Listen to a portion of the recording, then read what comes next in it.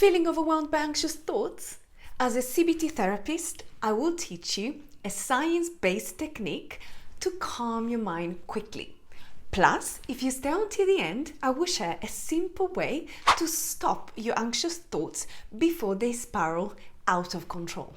For those who are new here, my name is Letizia. I am a BABCP accredited CBT therapist, a wellness coach, and I help busy professionals manage anxiety, build confidence, and enhance well-being. If you found this helpful, hit subscribe for wellness tips on a weekly basis.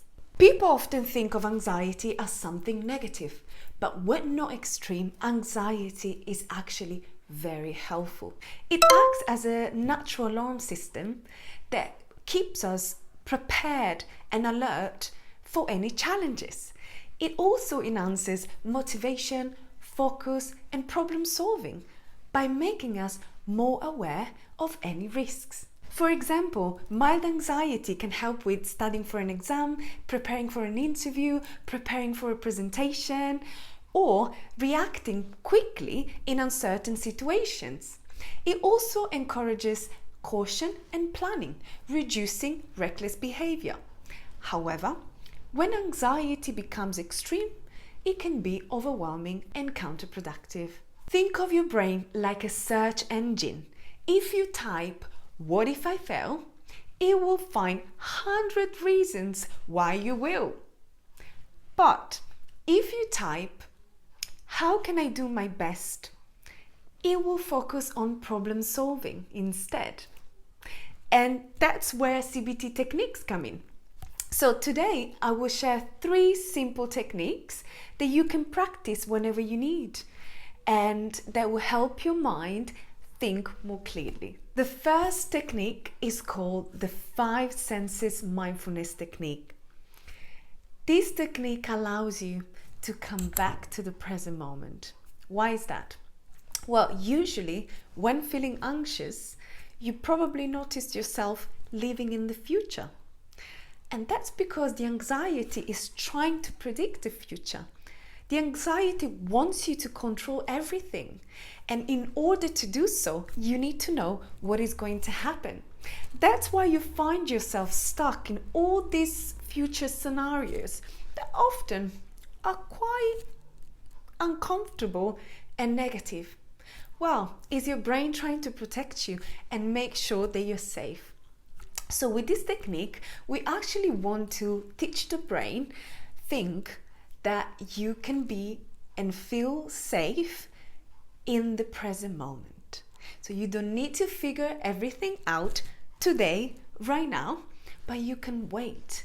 And actually, coming back to the present moment and reconnecting with your environment, you can activate the problem-solving technique that will allow you to break things down and take action.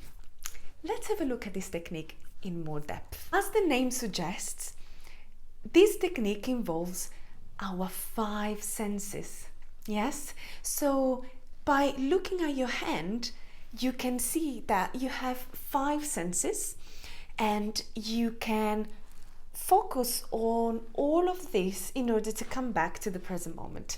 So let's do this exercise together. So something you want to ask yourself when you're going through this exercise is, what are 5 things I can see? And it's very helpful if you can name them. It could be, I can see a plant, I can see a lamp, I can see a laptop, a chair, and flowers. Great. Now, what are 4 things you can hear?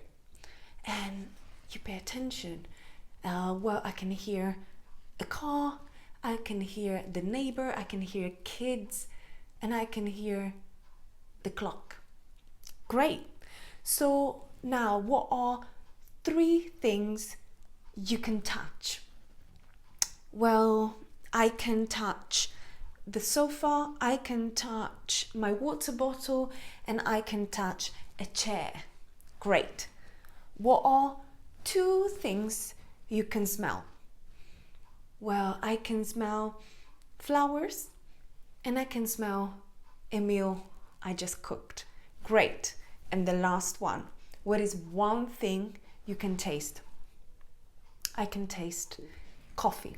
I had a coffee earlier on. So this is how you go through the exercise. Now, you don't have to say that aloud. You can do it silently in your mind. This enables you to go through this exercise secretly whenever you need it. So even if you're around your family, friends, or you're waiting in a queue, let's say you are about to have an interview or a presentation and you're feeling quite anxious and you want to practice the 5 senses mindfulness exercise, you can go through this process in your mind and you can reconnect with yourself, your body, the environment, and feel more present and at peace, and allow your brain to utilize the highest functions such as problem solving. The second technique is called story versus fact. The objective here is to teach our brain the difference between a fact and a story. And why is that? Well, as you may have noticed, when you feel anxious, your mind goes to the worst case scenarios quite quickly, and usually they're negative and they're quite scary and they feel very real. However, often these are stories, not facts. So we want to feel confident in navigating these thoughts and challenging them to ensure we're actually relying on facts, not on stories. Let me give you an example. For instance, you might have a thought such as, I will fail at a presentation and everyone will judge me. You can ask yourself, is this a story or a fact? Well, what is the fact? Well, the fact is you've prepared and people will focus on the content, not on judging you.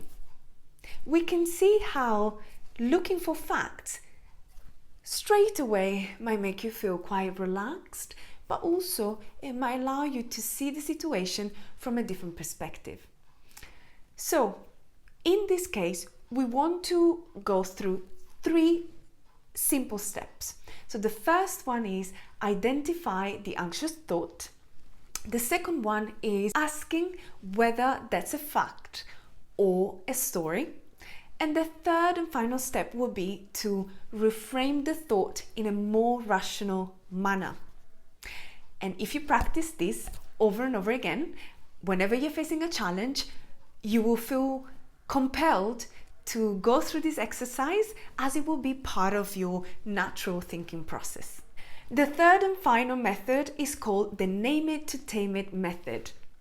Neuroscience shows that when you name what you're feeling, it reduces the emotional intensity. For example, instead of saying, I feel horrible, be specific. For instance, I feel overwhelmed because I have a lot on my plate. This shifts the brain from emotional reactivity to problem solving. So when anxiety creeps in, try saying, I'm anxious, but I can handle this. This small shift makes a big difference as the brain becomes familiar with this process, and whenever it's facing a challenge, an anxious thought, it chooses this pathway as a safe one and the right one to overcome the challenge. So I hope you found this helpful and you can practice this whenever you need it. Which of these techniques are you going to try first? Let me know in comments. And if you found this helpful, give this video a like. It helps more people see this content. And if you need personalized help for anxiety, check the link in descriptions to learn more about working with me. Before you go, do not forget to subscribe for weekly wellness tips. And thank you so much for watching this video. I will see you in the next one.